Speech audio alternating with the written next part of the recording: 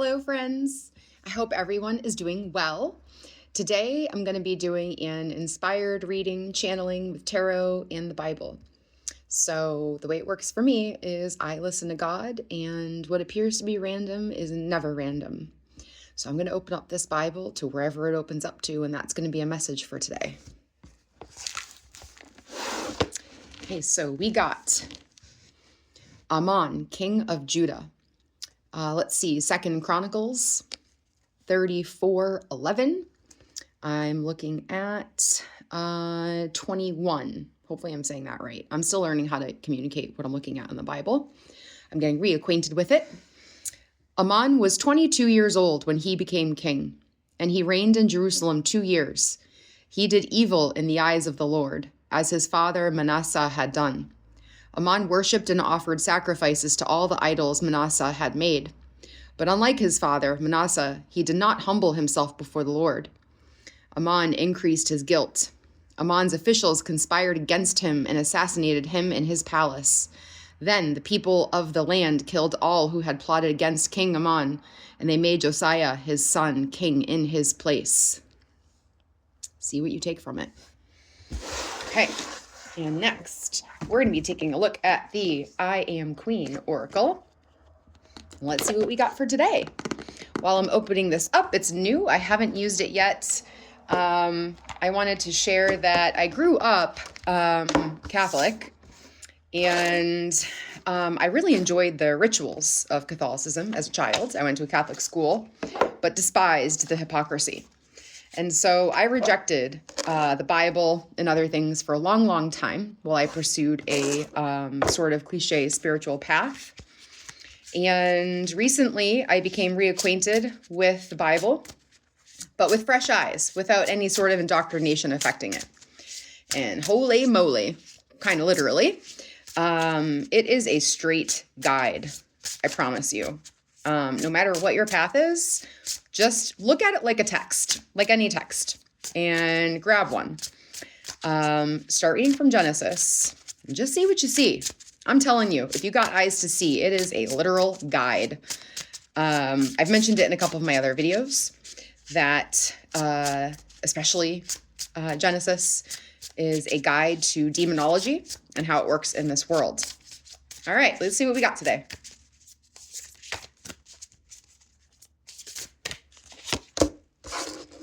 All right, we got Queen of Insecurity. So that's what we got first. That to me reminds me of what we just read. Insecurity can be a root of evil. And a lot of our emotions can be manipulated to be roots for evil to plant itself. Insecurity often comes from things people say to us, words as weapons, words as arrows. Maybe you speak up finally, some truth about yourself. It could be an art piece you made. It could be a feeling you have. It could be you finally standing up for yourself. And the people around you make you feel like you shouldn't have said that. And they make you feel insecure, which is utter fucking bullshit. Yes, this world has a lot of narcissists. You are not crazy. And the goal is to make you feel insecure. Because if you feel insecure, you won't listen to your heart. You won't listen to your own truth. Fuck that noise. Listen to your truth, your heart. You know if you're right or not. You know your feelings have validity. You know that you're seeing things clearly. But you might question yourself. Because when you're surrounded by narcissists and psychopaths and sociopaths, all demons, by the way, it's really easy to start absorbing those arrows instead of deflecting them. So let's deflect those arrows instead and get rid of that insecurity. Grow in our confidence. What else do we got today, God? What do we got? Queen of Unfelt Emotions. See? What am I telling you? Queen of Unfelt Emotions. When we suppress our emotions because of all of those arrows making us feel insecure and we ignore them, they fester and they become places where the devil can take root, where demons can take root. But we're saying, fuck that noise. Look at your emotions in the face. Don't be ashamed of them. There's no shame in feeling your emotions about things. Don't let people send those arrows to you and tell you that your emotions are not valid. They are. They are your barometer. Emotions are truth. They are guideposts. Think of them less as dominating your experience and more as signals. They're signals of truth to you. It's not that you shouldn't feel them, but just slightly detach yourself from emotions and look at them. What are they telling you? If you feel intense sadness, why? What is that signaling to you? If you feel anger, why? What is that signaling to you? If you feel joy and someone is shooting an arrow at you because you're feeling joy, what does that signal to you about them and what they're trying to do to you? And should they be in your life anymore?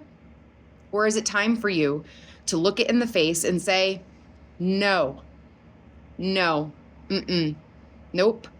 I am not ignoring my truth. Fuck off. We'll do one more.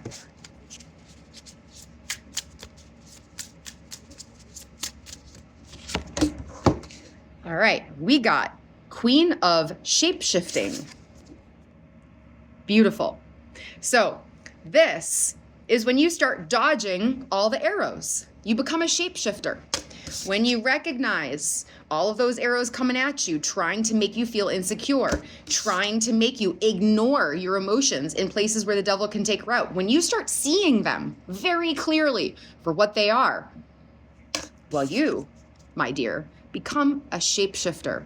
You mold yourself, you dodge them, you adjust, and you stand in your truth.